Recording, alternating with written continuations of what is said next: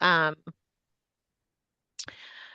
please introduce yourself in the chat with your name, your organization's name, and your role so we can get to know each other today. Um, as you just heard, this session will be recorded. You're going to be receiving the link to the recording along with the slide deck and all of the tools we go over today. So don't feel like you need to take a lot of notes unless your brain likes it when you take notes. I know mine does. Feel free throughout our discussion today to drop your questions in the chat. We'll also have time for Q&A sprinkled throughout. I like to keep things informal, so feel free to drop those in the chat as they come up for you. Um, and one final note before we jump in, there will be a very short survey at the end of the presentation for Resilience Initiative. Please, please, please be sure to fill this out. We actually do read all of the feedback and bake it into the subsequent curriculums that we develop for y'all. So give us whatever feedback you've got so that we can hit the nail closer to the head the next time we get together. So I am going to start to dive in. We're at 15 folks here. So Progressive Multiplier is really honored today to partner with the Resilience Initiative. In addition to special trainings like this ED series, which I am super excited about, our partnership also provides Fundraising Friday trainings, which we hold every month, as well as the opportunity to sign up for up to 5 free hours of one-on-one fundraising coaching from one of our team members here at Progressive Multiplier. um, Maybe you need some assistance creating a comms calendar, or you want to know best practices for setting up a major donor program, or maybe you need somebody to teach your board how to fundraise. Any and all of these topics are things that our team can cover with you or with you and your own teammates or your board. So any questions or things you need coaching on related to revenue generation, we are your people. So if you're interested in coaching or aren't yet connected to us for Fundraising Friday, please reach out to Michelle at Resilience Initiative and she can get you set up. So now that I've introduced Progressive Multiplier and our partnership with Resilience Initiative, I want to briefly introduce myself. My name is Bethany Mackey. I am a nonprofit fundraiser turned very accidental executive director based here in St. Petersburg, Florida. I started my fundraising career at the Pittsburgh AIDS Task Force in 2002. That was a long time ago. PATF is now Allies for Health and Wellbeing, and I'm really proud to be part of their 40-year history. PATF is where I learned the cathartic, healing, life-affirming power of both giving to and raising money for a mission. 11 years after my time at PATF and a move south here to Florida, I coincidentally married a man who has AIDS. And part of our journey together has been giving to Equality Florida, which is the leading organization down here combating HIV criminalization laws in our state. It's Florida. Equality Florida has a lot to do, given our triple majority here.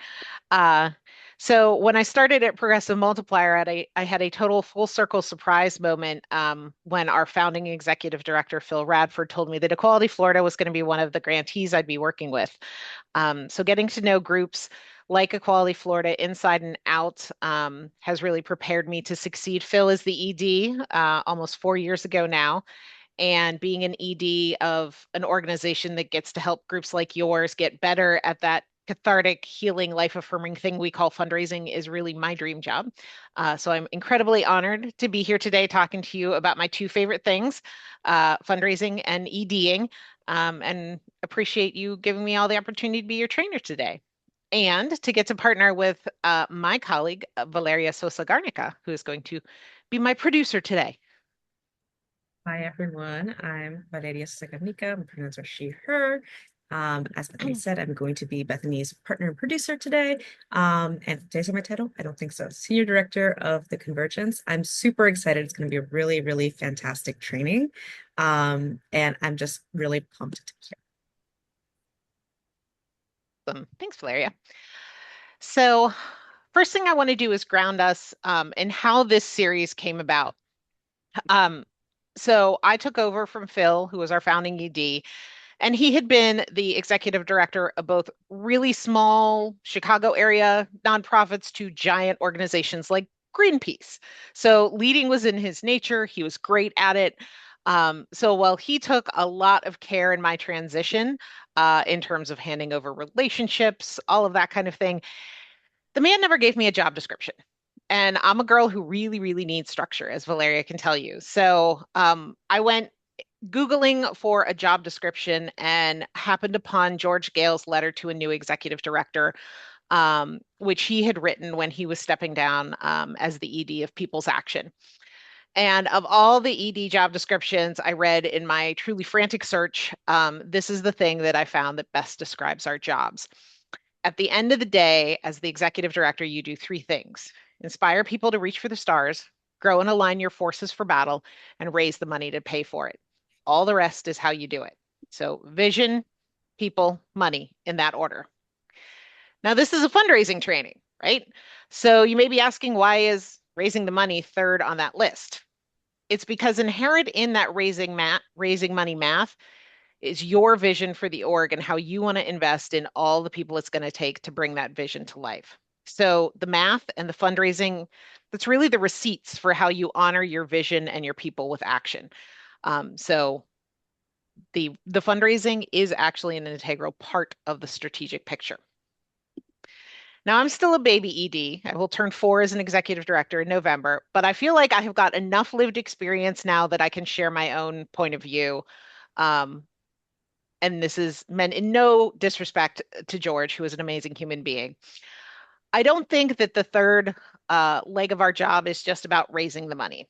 I think an ED has to know how to spend that money in a way that supports both their vision and simultaneously builds financial resilience.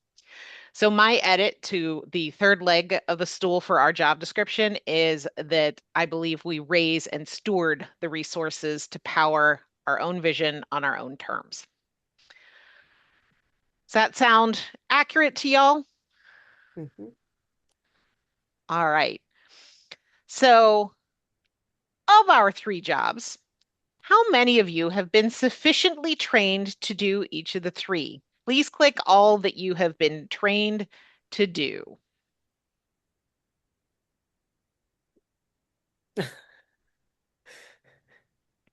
You don't have my answer on here. You're right. I agree. Point taken. All right. Valeria, I'm going to leave it up to you to close that poll when we have folks a little more engaged here. Hint, hint. I'm going to give it one more second because I think we did forget probably the most popular one and folks are responding in the chat.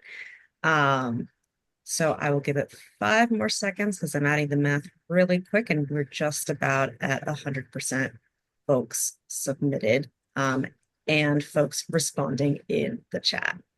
So I'm going to show us the results in last call for anyone who does have something to check on this box.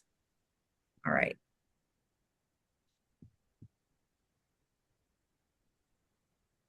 All right. What do our results look like, my friend? Are you able to see them on your screen, Bethany? Share results. I clicked the button, but it doesn't seem to. See it? I can see Okay, it. Oh, excellent. As long as you guys can see it. Um, so I can see the raw numbers, and it looks like we've got a lot of organizers uh, in this crew that know how to grow and align their forces for battle, but very few people have actually been taught how to inspire and how to raise and steward the money, or they haven't been trained on anything at all. So this is the place you're going to come to get training this summer. Valeria, can you flip that slide for me? So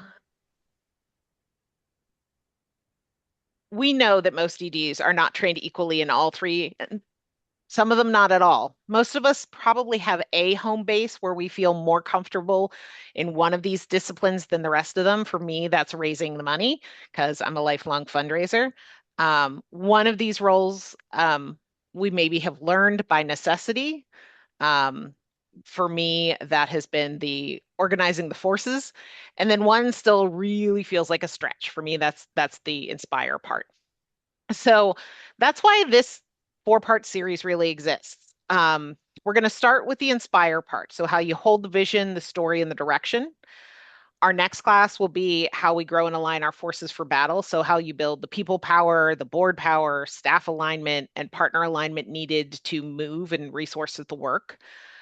And then we're going to do a raise and steward, which is honestly the one that I'm most looking forward to because that's my comfy zone. So how you actually lead fundraising and financial stewardship as a core executive responsibility versus something you do off the side of your desk. And then I'm deviating from our friend George because of my personal passion. And that's how do you do three jobs at once? Because every executive director on this call has at least three jobs, right? These are the three we're going to identify and name. Because the real ED skill isn't about doing each of these in isolation. It's knowing how to balance them, how to integrate them, and how to build enough structure around yourself so that the organization is not running only on your heroic effort. So this series is meant to really fill the training gaps we have all just identified and that many of us inherited because we grew up on the program side or on the fundraising side of the house, and really to make the full ED role feel more visible, more learnable, and more supported. So this is the first time we're doing this as a four-part series. So we're really excited to see what y'all think. This is our full curriculum for our 4 sessions. So when you get the link to this deck after the training today, remember this on slide 10 to come back to and take a look at the specific topics. And if there's anything that you really are like, ooh, can we add this to one of these other trainings? Please let me know. I am happy to do so. Just shoot me an email or add it into your survey when you do it. But today, we are going to focus on the inspire role. So our learning objectives today are that you leave this class being able to articulate a near and a far term vision for your organization, naming what changes if that vision is actually fully resourced, translating that vision into fundable priorities, and then planning your thought leadership and communications calendar for the next year so that it's robust enough that you become repeatable by your board, your staff, your funders, and your partners. So that's what we're at it today. Any questions before we dive in? We good? Valeria, I'm leaning on you because I can only see people in like one strip. So only if somebody in the first 5 raises their hand am I gonna be able to see. All right. So I want to be clear from the beginning here that when I say inspire, I do not mean charisma. I do not mean motivational speeches. I don't mean pretending everything is possible without naming the conditions we're actually facing. By inspiration, I mean something much more practical and much more strategic. The ED's inspiration job is to help people actually locate today's work inside of a much longer arc for change. So your job is to help people see the future your organization is moving toward, understanding the current moment that you're navigating, and get people to believe that their next set of choices and investments can move you closer to that future. So that's why I wanted to start today with Norma Wong's long arc strategy frame and this idea of far horizon. So give me a hands up if you have met Norma's work before or her personally. Do we have any students? Oh, Norma on the phone. If you have done anything with Rockwood Leadership Institute, you have likely read some of Norma's work. So she is a brilliant political strategist, state legislator, formerly in her career, and a Zen master, activist, and author. She is one of the most unique human beings you will ever meet. But she really bridges this indigenous 7 generations forward and backward worldview with teaching leadership and resilience and community organizing in a time of crisis. So you will definitely see that in how we are thinking about this far horizon storytelling. So long arc strategy asks us as leaders to hold more than just the next grant cycle or the next electoral cycle or the next board meeting or the next strategic plan. And I know that hits probably any of us who have a July 1 fiscal start date, hitting it hard on all things budget and strategy. So long arc strategy actually asks you to think longer than that. even though like literally all I can think about is having my budget in a bow by tomorrow end of day. So long arc strategy asks us to hold the future we're trying to make possible and the current conditions we're navigating at the exact same time. So this is especially important for executive directors because EDs are often pulled into that immediate, right? It's that budget deadline tomorrow. It's that urgent email. My colleague Tiffany calls them howlers. When somebody, a funder, is upset, it's a budget gap. It's a personnel issue. But if we only lead from that immediate, all we are is reactive, right? Long arc strategy helps us ask and really gives us the tool to say, what's the future we're actually moving toward, and what do we have to build now to make that future possible? So the ED's job is to really make that far horizon visible, believable, and actionable. Really stressing that actionable. All of us are capable of saying we envision a world and fill in the blank. That's not what our job is. Our job is to make it believable because we've got the strategy, and actionable because we're giving somebody in this context fundable priorities in the day. So outside of just letting you look at a beautiful picture, I wanted to, I'm going to ask you to look at this picture, or if you're more comfortable closing your eyes, that's fine. And I just want you to listen while I read this. At the 2022 convention of the Council for Native Hawaiian Advancement, a panel of mayors of the 4 counties of Hawaii were asked about the future of tourism, a complicated and emotional issue for Native peoples. When it came to Kauai Mayor Derek Kawakami's turn, he told the story of his future self. Now retired, he's taking his grandchild, yet unborn, hint, hint, son, to his favorite beach, unnamed here to interrupt unhelpful geotagging, to pass on his love for riding a few waves. They pulled into the lot and easily found a parking spot. Here, the audience burst into appreciative cheers and clapped at the novelty of this twist. On the way to the shore, they passed the island guests who are picking up trash as part of their huliana, or mutual responsibility as guests, and the guides who are greeting newly arrived guests with hello, aloha. Here is sweet-smelling biodegradable sunscreen that won't kill off the coral reef. Oh, thank you for bringing your own. Swim on this side, please. His ending pause was met with more appreciative cheers, and needless to say, it was difficult for the other mayors to follow with their well thought out, but nonetheless blah blah policy talk. The mayor's future story is only 20 or so years in the future, a near horizon indeed. And yet, a simple story allowed us to see and hear and feel all that we needed to know about which horizon we desire and will work toward. The blah blah policies of regenerative tourism, ecologically safe products, community stewardship were brought to mutually thriving life. The story is all the more appealing because other horizons loom large. Enforcement officers ticketing locals and tourists for mounting infractions, locals driven away from overused shorelines, trash left for someone else to pick up or not wanting to kill the economic engine, mounting tension between those who want this and those who want that, mostly locals with insinuations of outsiders.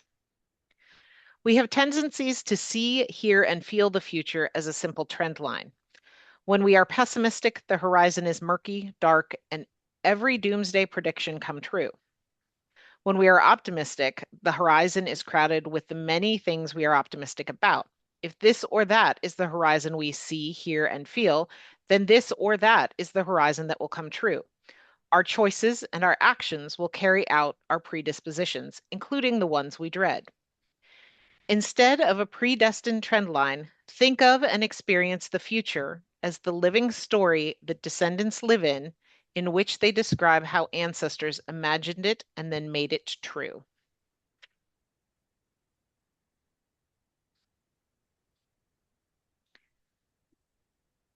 So in this passage, Mayor Kawakami is asked to imagine someone far in the future, not an abstract future, but a living person, a descendant, someone with a body and a story and a place and a life.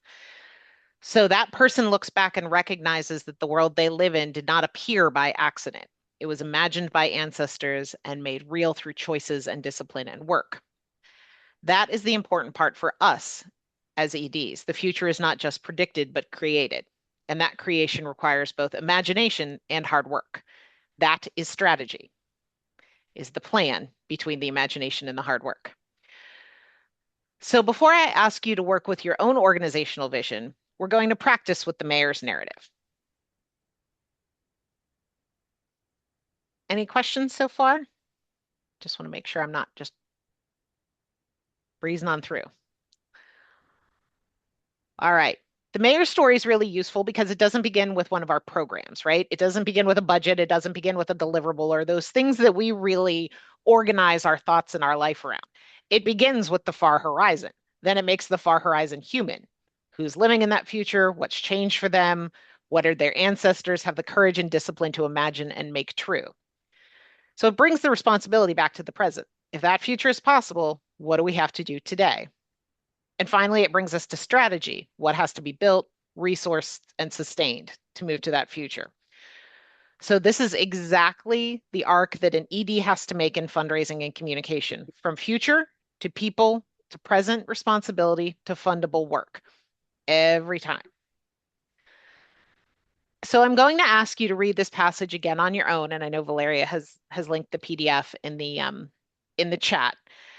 And I really want you to read it with your executive director eyes locked in. So you've heard it, eyes closed, open your eyes and make sure they're your ED eyes. So don't read it as a literary exercise or a personal reflection. Read it as someone whose job it is to translate vision into direction and direction into resources. And as you read, try to identify these 5 things. Then we're going to talk about it in breakout groups. So think about what's the far horizon he names. Who's the future person imagined? What are the current tensions and conditions implied? And what work would have to happen to make that future real? And for this training, most importantly, what needs to be resourced?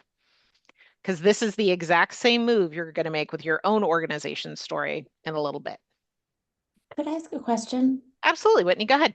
Can you just say a little bit more about near and far horizon? I'm a little confused about like you said something like in 20 years, when he has a grandson, but then we're also talking Mhm. about like 7 generations out. Yeah.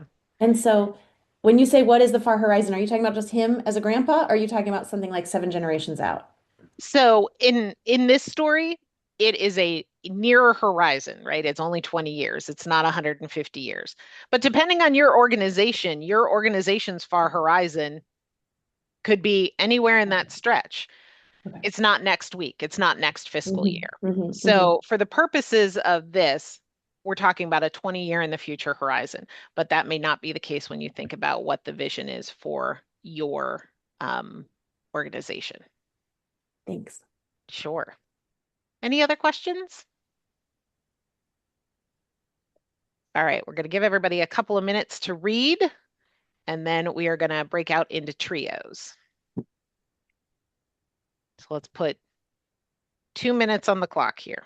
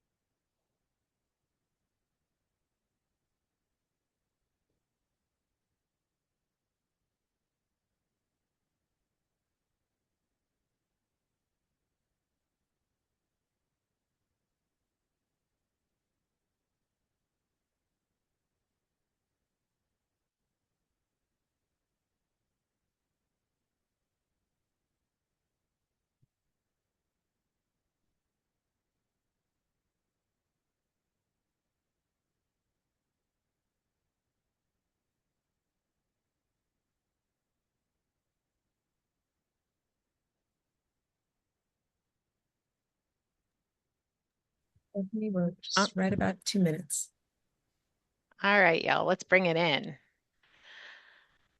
Larry, can you flip the slide for me? Thank you.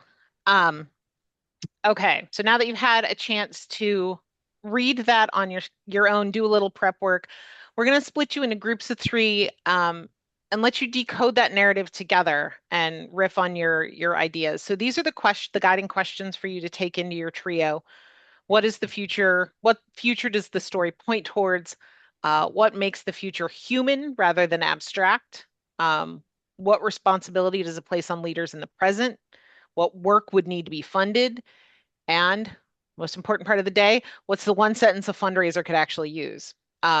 This last question really matters because vision is not yet useful for fundraising until it can be translated into some language somebody else can carry. Um, so you can have vision all day long if your fundraiser or you, if you are doing the fundraising solo, if you can't pick it up and carry it to a funder and translate it, it doesn't matter how great your vision is. So we're gonna stay in groups until like probably 6 after 1 here on the East Coast. Um, and Karen, that is 100% fine. Um, and eager to see what you all come up with when you come back. So Valeria, I will leave the room splitting to you, friend. And should be open, so please join your breakout rooms.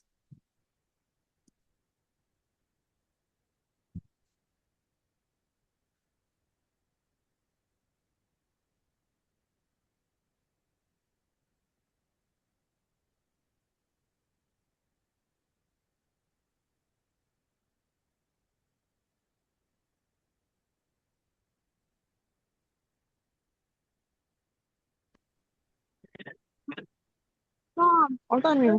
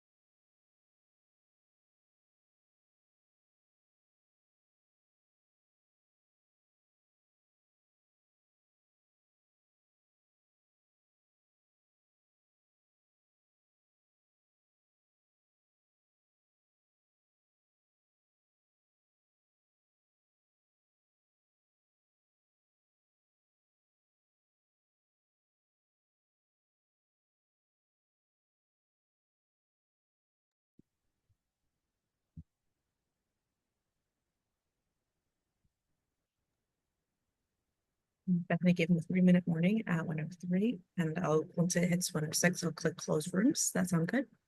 That works for me. Go. Close rooms, and it gives them 60 seconds to come back.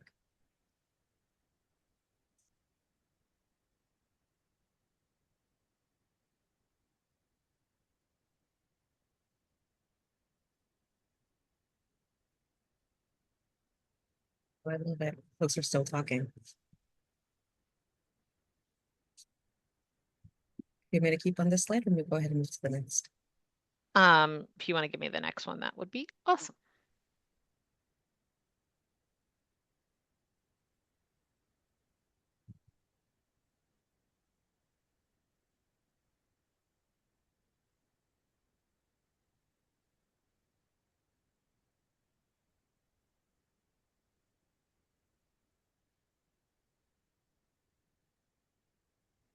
Seconds for everyone to come back auto.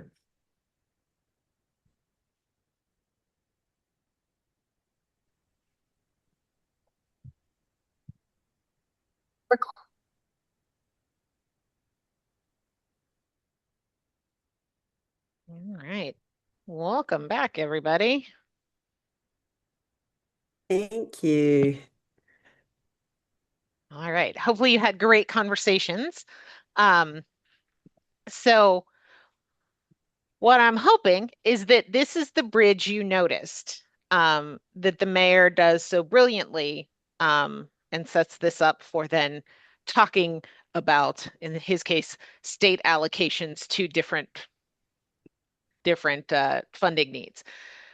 But we call this got some weird reverb here. Hopefully that's not coming through. So because we're moving towards a particular future, and because certain conditions are true today, we must invest in specific work so that meaningful change becomes possible. That's it. That's the long arc fundraising bridge that we as executive directors have to master. So if you can't say this for your own organization, that one job that we have in terms of the inspiring people to reach through for the stars, and this is through the fundraising lens, then this is it. So this is the key thing. If we can't, the reason this is such a good anchor is that it prevents vision from floating above reality, and that it also prevents fundraising from collapsing into just the immediate need only. I will fully admit to having, during my journey as an executive director, been guilty of both. So our vision here at Progressive Multiplier, and I'm going to read it off of my little framed thing here, we envision a future where the means of justice are as durable as the purpose that they serve. That's beautiful, right? That is a great thing we're moving toward. It does not address what is true today, what we have to invest in, and what we're trying to make possible. So vision alone floats above reality. And just reality keeps you anchored into an immediacy that doesn't dream big. Bethany, we have 2 comments in the chat. One from Whitney that says the slide is so relevant to the conversation we just had. And the second is a question from Ari. What's the difference between the first blank here and the last blank? Oh, Ari, that's a great question. So I'm going to throw that back out to the group in terms of if we use, can you give me the next, let me see, the next slide, Valeria? Because this actually answers that question, Ari. So that far horizon is that first blank, and then the fundable direction is the last blank. So this is another way to look at that statement. And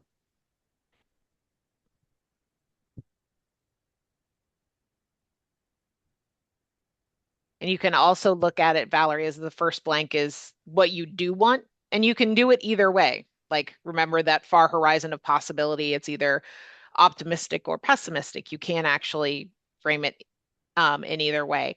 I tend to think that the far horizon of the what we do want, so in this case, the future where descendants inherit a thriving, livable, self-determined community, is what we want to build toward. And that we know that the current condition we're navigating is that we are making choices that are going to deeply affect that. And then so the near term moves we need to make are investments in leaderships or institutions or practices that are regenerative and can carry across multi-generations. So then the fundable ask we're making is specific to resourcing those specific pieces of the work. Does that answer your question, Ari? I think I have to work with it a little. It still sort of feels like the first box and the last box are both like future generations inherit more. It just seems like a different way of saying it in these two example, in this particular example, which could be fine. I mean, we were just like starting and ending with the vision, Yep. as an inspirational tool. And I think it's that the vision is, think of it sort of as a funnel, and that of thinking the very far out, right? So in progressive multipliers case, if my very far horizon vision is a world where the means of justice are durable so that justice work has as much capital as it needs for justice to prevail, my current conditions that I'm navigating are things like we're losing grants because of progressive value oriented stances or things like that. So our near term move then is we need investment in things that will be a counter narrative to that. So today I'm going to ask you to fund this thing. Does that help? Yeah, I think so. Awesome. All right. Valeria, can I grab the next slide, please? All right. So we are going to send you back to actually work on this with your own pieces now, right? Um, so this is the first thing we want to come out of this training with as a tangible thing that you're going to use as an executive director. So you just practiced with the mayor's narrative. Now you're going to practice with your own work. So we're going to put 5 minutes on the clock for independent work, and then we're going to send you in pairs. Before So we go in, yeah, Bethany, we do have Valeria, go one ahead. question from Nisha. Hey, just a quick flag that when we're in the breakouts, we don't have access to the slide. It goes away from the screen. I just screenshotted it, but just wanted to flag that for folks so that they're not Absolutely. like, oh no, what do I do now? And you should still be able to see the chat. And so we paste the content of the slide in the chat. So that's your backup as well. So screenshots, chat, and or else just ping one of us and we are happy to drop it in there. Um, so with your 5 minutes, I want you to work your way through these questions for your own organization. Feel free to chat Valeria or I if you'd like a little help, anything like that while you're working through those sentences. And this is about your organization. So don't think about 150 years in the future. Think about the horizon your organization is working towards. That could be a 10-year plan. That could be a 20-year plan. That might be 5 years, right? But it has to be far enough out that we've got some room until we get there. um, and then we're going to break into pairs, and you're actually going to present that and switch.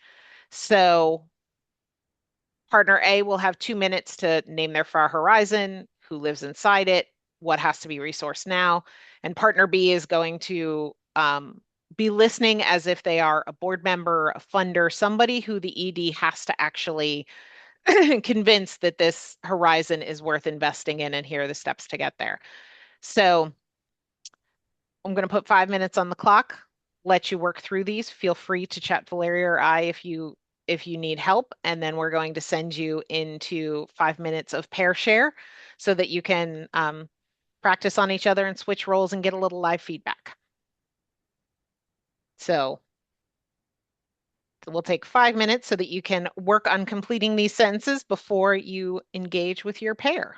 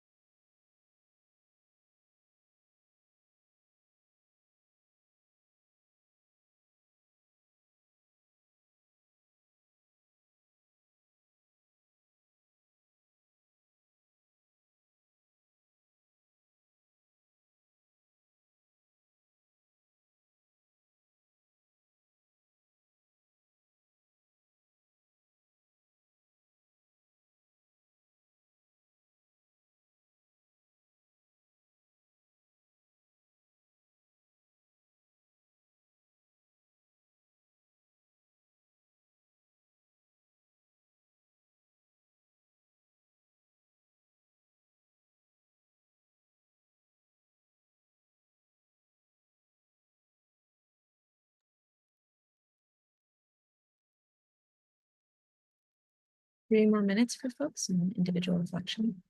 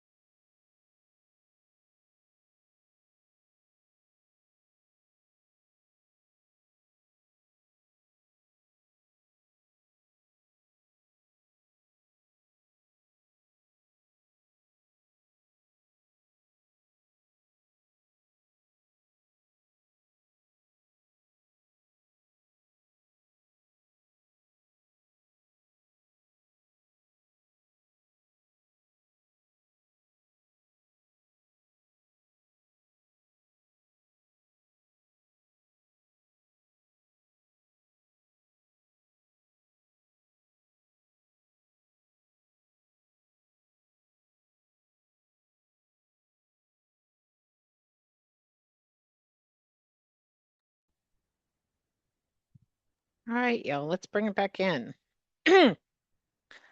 Valeria, are you ready to Yep. split folks into pairs? If you have not done so already, please go ahead and join your breakout room. And in the chat is step 2.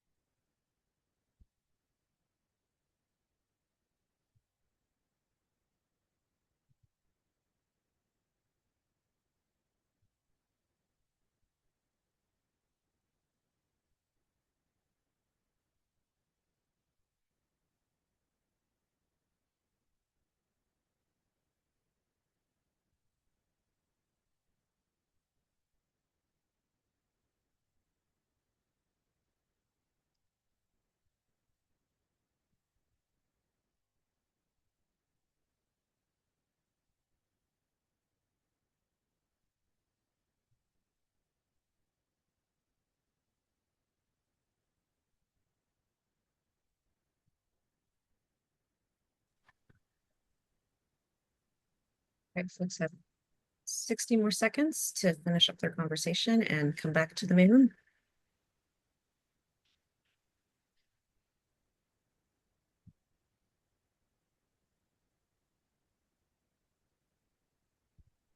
If we could start on the next slide, Valeria, that'd be great. Absolutely.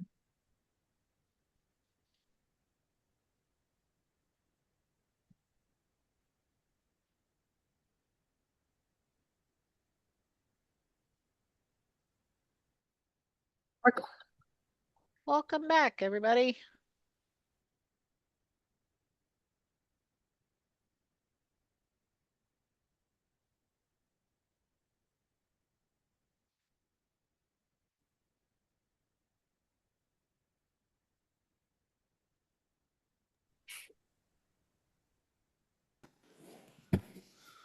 Welcome, welcome.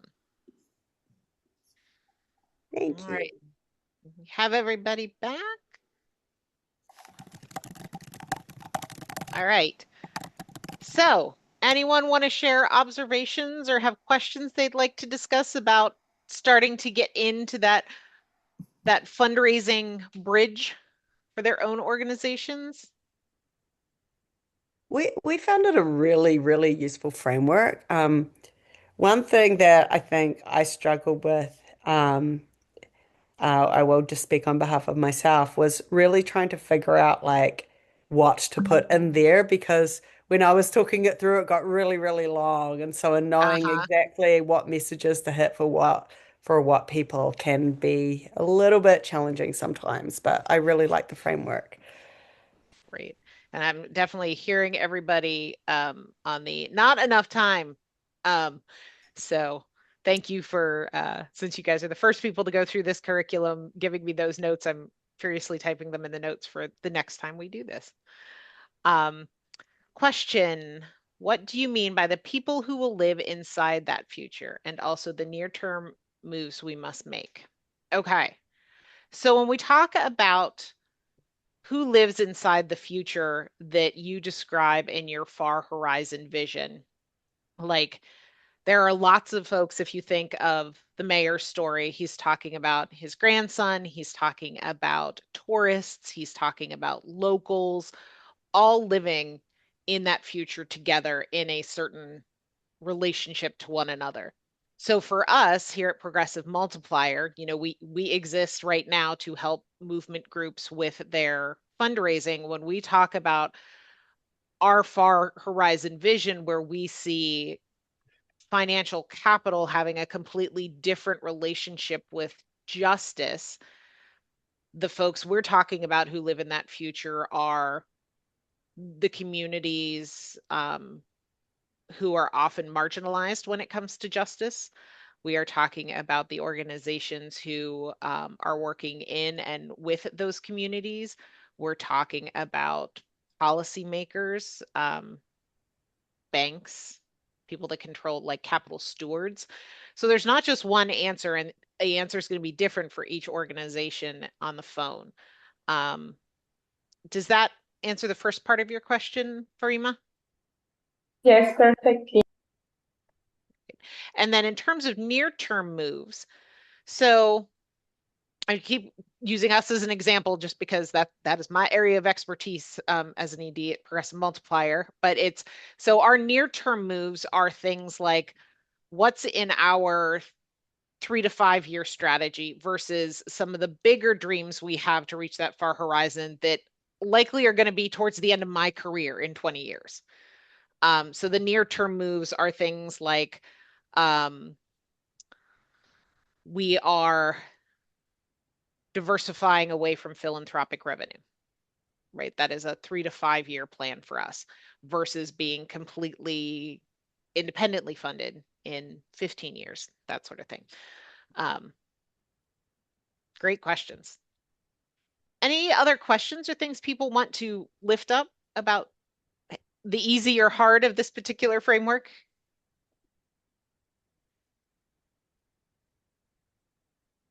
All right.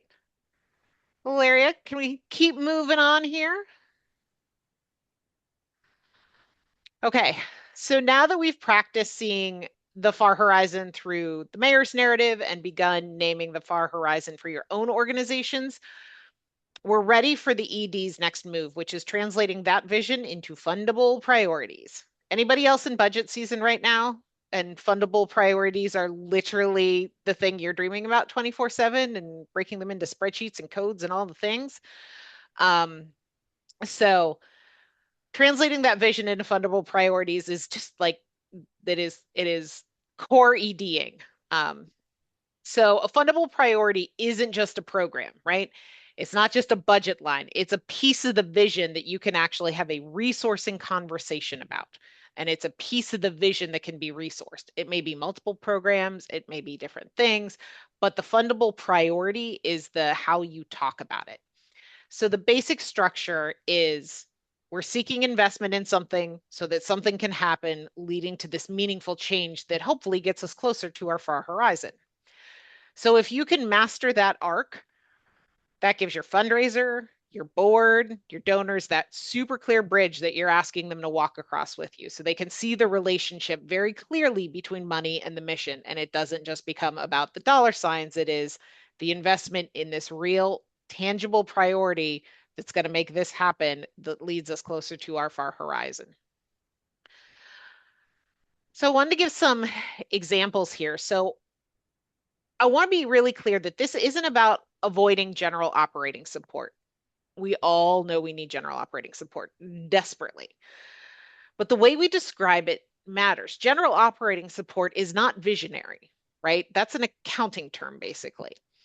So we need general operating support, 100% true. But it doesn't help the people we're asking for money what the strategic purpose of that investment is. So the stronger version explains what that flexible money makes possible. Same is true for staff. Like, we need more money for staff is probably something every ED on this phone has said. But what capacity are you asking that staff to unlock? What does it allow the organization to stop doing reactively and start doing strategically? So that is the ED's translation work. It's not, we're not talking about an accounting practice. We're literally talking about a communications practice here. Does that make sense to everyone? Can I get a thumbs up? Or thumbs down if you think I'm crazy, that also works. I take those as well. Exploding thumbs up, love those. All right. So the first thing we want to do here is build 3 fundable priorities for our organizations. So you worked in your trios about your vision. Obviously, they're not like game tight yet. They're still in their rough stage, but you've got something to work with. So to come up with your fundable priorities, these do not have to be final. The goal here in this call is to get to work on them and give you the framework. So think of these as like draft building blocks that you could later hand to your fundraiser, your board, your comms person. So the important thing is that each priority connects money to what it's going to move. So money to mission, money to change. So we need investment in your fundable priority. This will allow us to do what? The change that doing that makes possible is what? And this matters right now because of why. So that's really the practice that we want to do.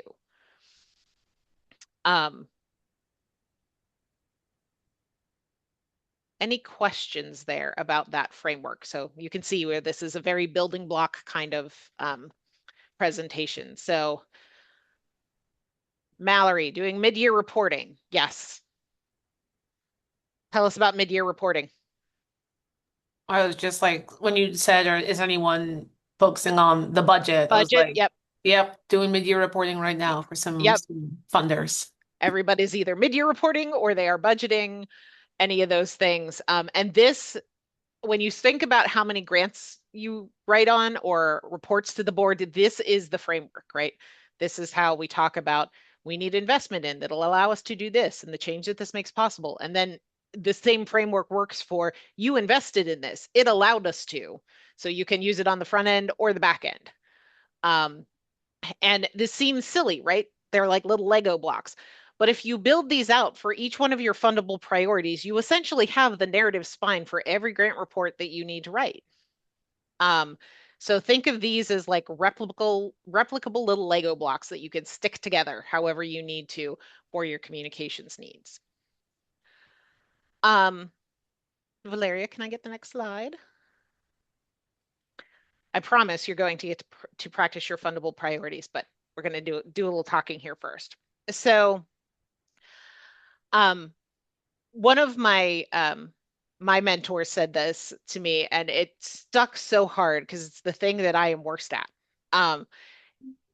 Is that the job of the ED is really chief repetition officer.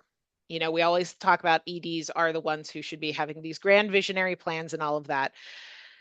It's not really true. Yes, we need to have vision, and it needs to be real and scalable and all of those things, but it's this story that you are telling over and over and over again so that gets embedded with all of the audiences who need to carry it forward. So this is that inspiring people.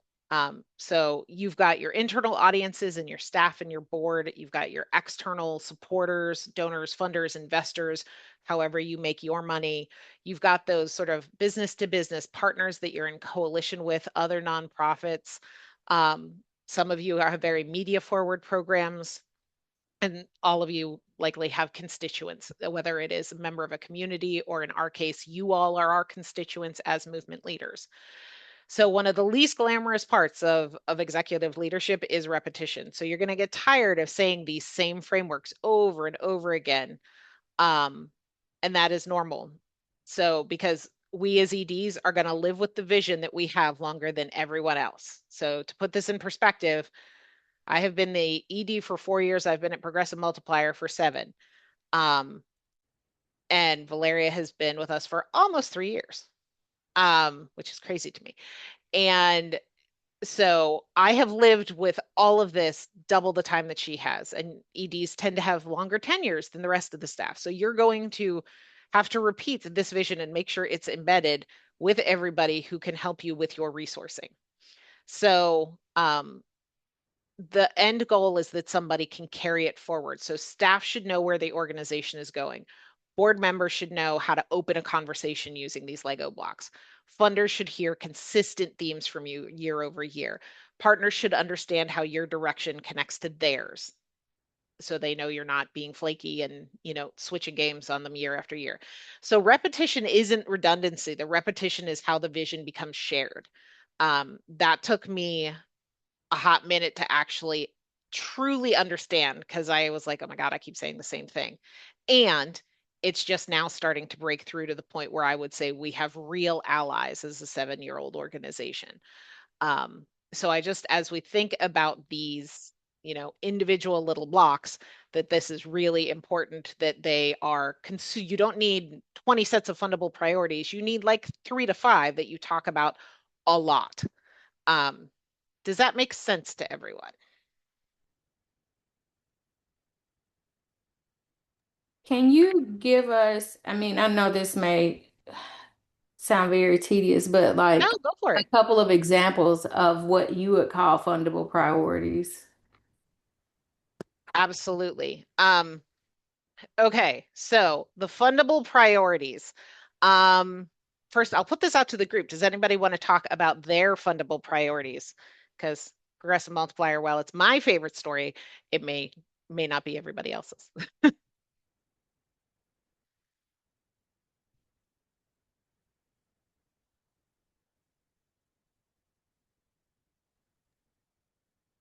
Any volunteers, or am I jumping I in? mean, I could share Yeah, that I have a question about it. go ahead. Like when I think about ours, I'm like, okay, so would it be kind of general, like we need investment in educator training, in our educator training programs, or would it be more specific, like we need investment in an internship manager, like a very specific position? So those were You like could do it either way, two depending on on my how mind. broad you want. So let's workshop that live. So what was the first one you said? Educator training?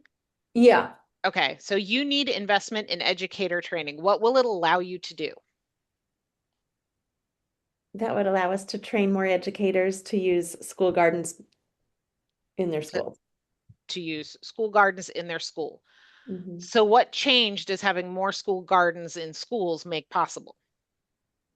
it makes it possible for children to have experiences that help them understand their interdependence with the natural world and build a love of nourishing food and have a more positive experience at school.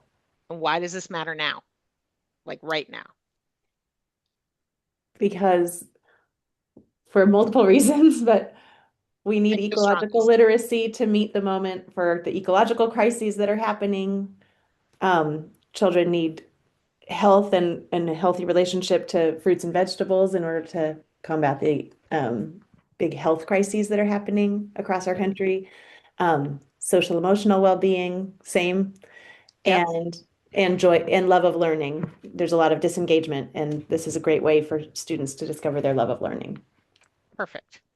So you did it. That's a fundable priority. Now you're going to want to tighten it up in terms of we need investment in educator training so that we can proliferate gardens in schools, because gardens in schools create this change, and that matters now because of this big hairy crisis. That's it. Mhm. Can I So I'm ask going to you a repeat my follow-up? initial question. Is it educator training or is it like this specific thing? Like we need this thing that's going to cost this much money. So if you want to do this specific thing, it's the same arc. So we need Okay. investment in, let's do the second case. You said an intern, correct? Like an internship manager. We need investment in an internship manager that will allow us to. Well, yeah, I don't want to take up all the time. It would be all the Yep. same arc. I'm just trying to figure out how specific Yep. to be with the fundable priority. Yep. And that's what, like, it can be as small or as big as you want, Okay. as long as the outcome is big enough to be worthy of investment. Because Okay. really, people aren't investing in your intern program manager, they're investing in the Mhm. outcome. So I'm going to Okay. lift up Valeria here. So Valeria has designed our entire fellowship and internship program here at Progressive Multiplier. The funders that she has cornered at convenings and built relationships with on her own and everything else aren't thinking about our intern Adar, or our fellow rocks. They are thinking about, the outcome of making professionalized fundraising more diverse. They are thinking about the outcomes of um, making of solving the crisis of an average of 18-month tenure of fundraisers in the movement, right? So as long as you connect all the parts so that because the people are investing in outcomes, that's what matters. So I have a follow-up kind of to what Whitney mentioned. Like she Yep. mentioned a specific program. As you were talking, I was writing down like potential fundable priorities, but they were a little more zoomed out. Like you Go ahead. didn't say internship, but I was like staffing capacity. I know you said to go through those, but Mm-hmm. instead of one particular program, I put a bucket of programming. And so I wonder if that like has to be teased out more. And then I put building slash location, and then marketing, communications, and narrative change. Like those are the four big buckets Mm-hmm. of things that I think we need, but I don't know if they need to be teased out more down to Yeah. the weeds or, you know. So those buckets are fine. It's Hmm. so that's you need investment in marketing and communications. It's answering the capacity and the outcome and the urgency questions that make it really pop. So if you are saying we need investments in marketing and communications because our website sucks, that's not an outcome, right? We need investment in marketing and communications because that will allow us to engage with a firm that will design our website so that it is accessible for our audiences. When our audiences can access our website, well, they will be provided with XYZ resources. That matters because they, currently have lost access to those resources because of a stripping of government funding, whatever that might be. So it's not that Gen Op support is bad. It's what does the Gen Op actually mean to the outcome? Does that help? And this is the perfect kind of thing for anybody who has not taken advantage of one-on-one coaching for us. This is exactly the kind of thing we can do is like literally say, okay, let's build your Lego blocks for all your fundable priorities. That is absolutely something our team can do with you. There's two comments in the chat, one from Nisha sharing an example of a fundable priority, and from Felicia, and then a question from Farima. Do we want to talk about the outcome or the means to achieve the outcome? I would say the outcome, because if you get into the means of the outcome, that can get you in to a really elongated narrative. So like we deal a lot with economic liberation, which has 1,000 tiny steps of really like a lot of math and spreadsheet and minutia and talking about capital stacks, where everybody's eyes glaze over, but everybody gets that if we do this, we are going to get to economic liberation. So the sort of depth into the means really is dependent on the funder, or the person we're talking to.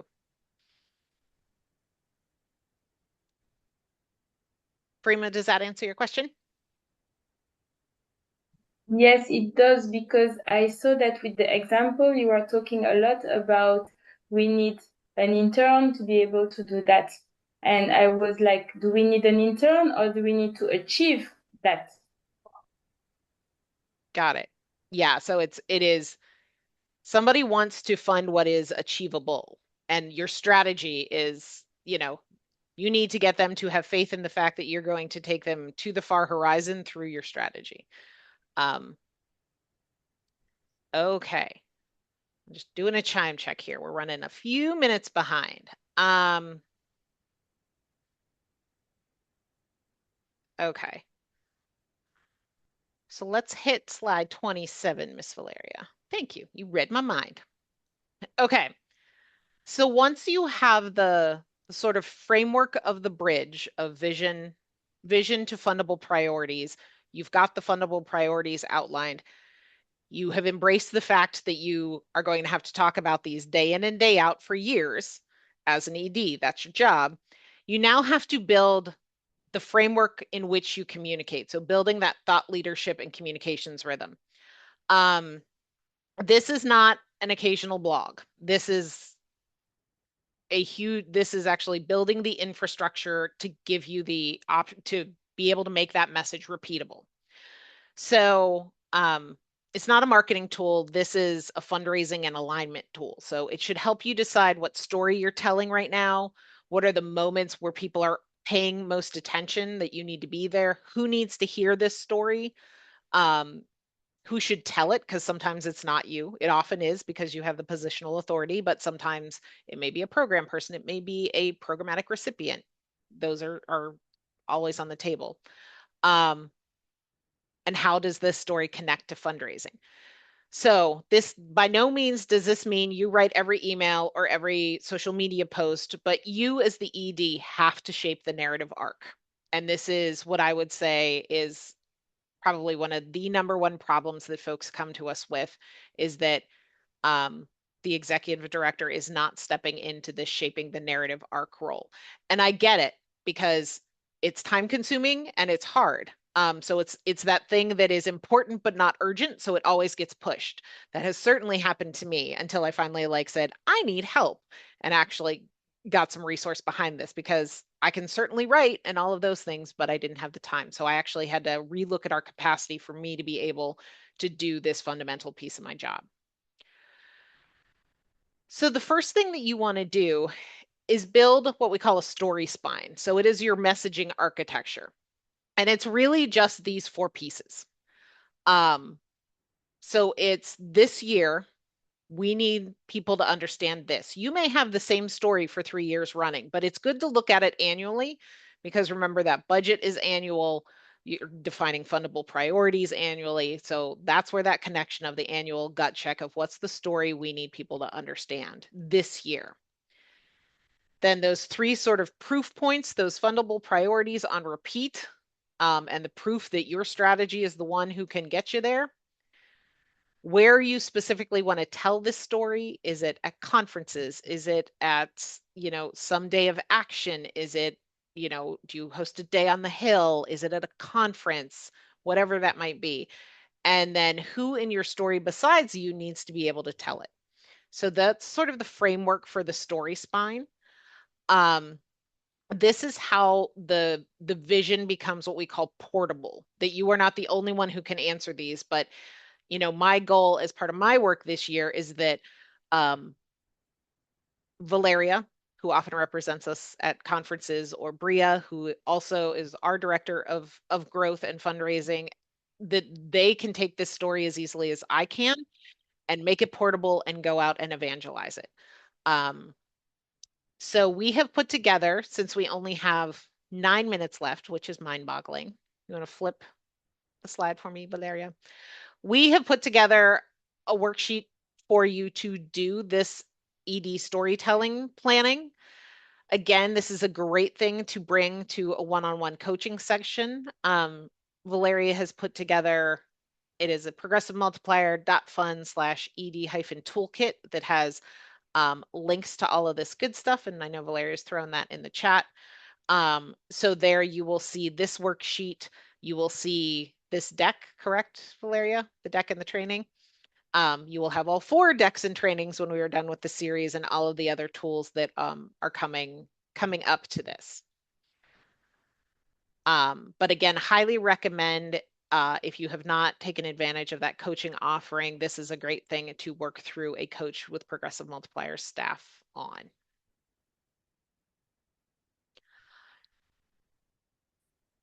All right, so would love to do a little practice before we do we have time for this, Valeria? We're running a little tight on time. We're running pretty tight, yeah. Yeah, we might need to skip practice trios, which makes me sad. But okay, so let's flip to the ED fundraiser toolkit at the slide 32, and we can wrap things up here. So what you should leave today with is that far to near horizon fundraising bridge framework that we talked about, that has, here's my near-term vision, my far-term vision, and what change looks like if it's fully resourced. So all that work we did with the mayor story should yield you the framework for that. Doesn't mean yours is done, but you now have the tools to do it on your own or engage us in coaching to help you do it. You've got that fundable priorities framework, same thing, where you have the framework to define your probably 3 to 5 for the year funding priorities and how to talk about them. You've got your 12-month story spine worksheet. And the one thing we didn't get to is the practice 90-second funder answer. I will see if I can move that into the raise and the stored the money. We'll hit that on session 3. But so this should be the very first chapter of what hopefully after our 4 classes is a really robust toolkit.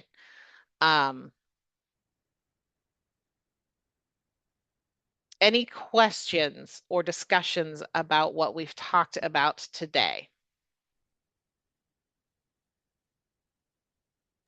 I do have the link that says full toolkit, that it goes to so we have to register on a website.